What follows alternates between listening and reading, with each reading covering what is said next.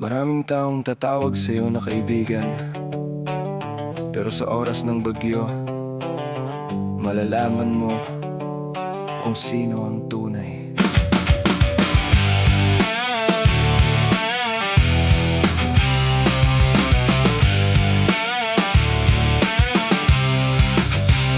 Mga kaibigan ay parang bagyong walang ulan, litaw kapag maliwanag, tahimik lang ang galawan.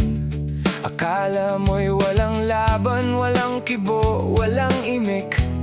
Di mo alam sa likuran, inggit pala ang namumuo sa dibdib. Kunwari hihingi ng payo, syempre ikaw ay tutulong.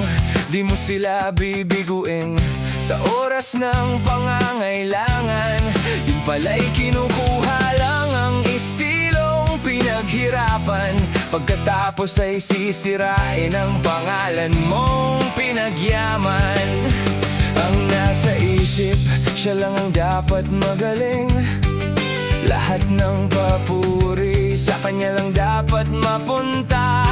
Kahit mali ang ginagawa, tila santo ang tingin. Habang ang totoo'y unti-unting nilalamon ng inggit.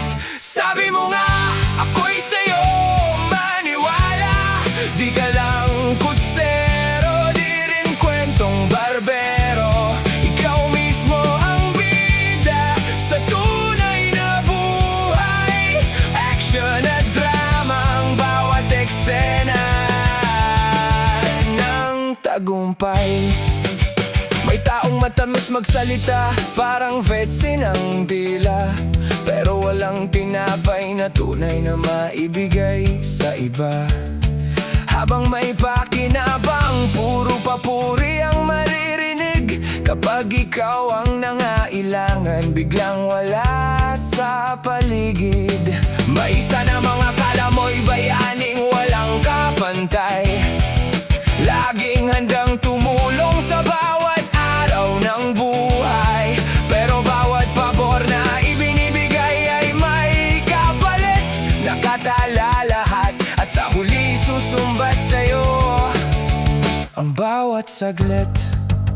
Wala kang kaibigang tinabla, kahit sila ang may sala. Ikaw pa ang sumalo, parang bilyar, ikaw ang tumira. Pamilya mo'y nadamay dahil sa katigasan ng ulo. Kasama mo sila sa saya, sa inuman at gulo. Pero nang mapasok ka sa napakalaking pagsubok ng buhay, ni anino nila'y wala, parang hangin na lumipas. Doon mo na patunayan ang aral na di mabibili. Pamilya lang ang tunay na hindi ka iiwan sa tabi. Salamat sa maikling kwentuhan, sa simpleng payo na naging ilaw ng daan. Ng bawat salitang binitiwan mo noon, hanggang ngayon ay baon ko sa bawat pagkakataon. Oy, Pong, saan ka man, salamat sa oras at kwentuhang iniwan. Ito ang kwentong may tunay na halaga, na di kayang lutasin ng anumang matematika. Oy, Pong, salamat sa paalala mo. Ginawa kong gabay sa bawat paglalakbay ko.